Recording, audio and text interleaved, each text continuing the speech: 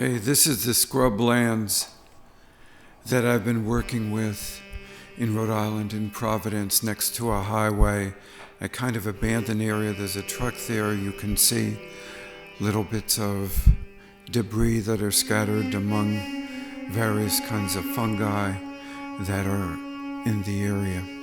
I was interested in this because it reminds me of my feelings and phenomenology of being here in Providence, in the sense that what goes on here for me is a kind of isolation and a kind of debris life with azure. So we wander in these areas away from people, also because of COVID.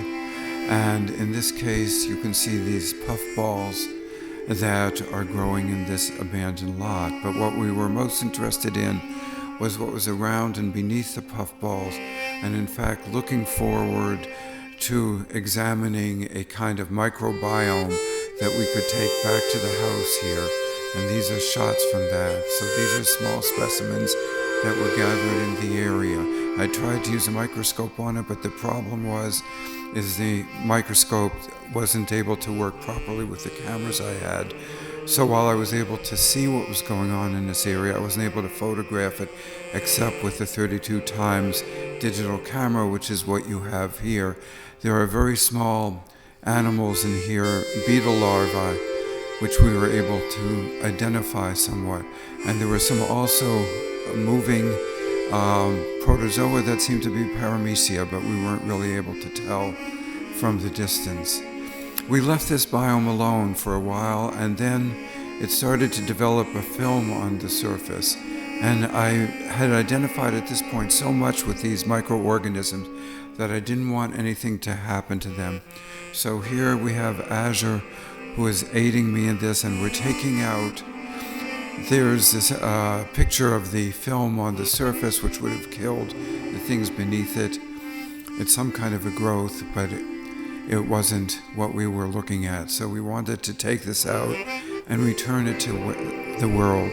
So we dropped it off in a nearby place, and you can see that here. Okay.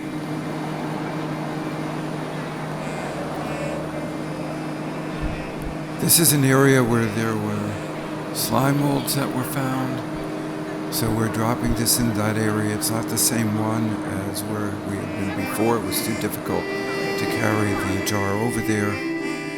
And here we have the stain of it, and hopefully these creatures that I had identified with so much will come back to life, or will be able to live there. Azure's holding up the proof of concept that we had dropped off everything we could.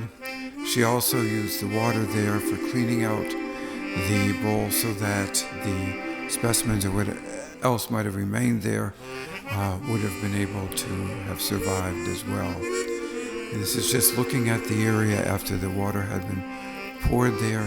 It was a kind of goodbye to this microbiome, to this whole area, and then moving on with our lives.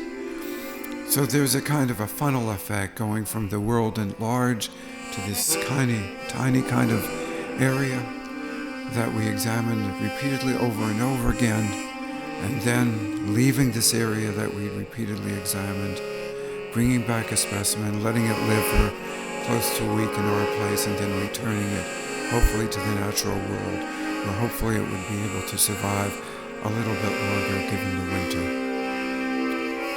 Thank you for watching.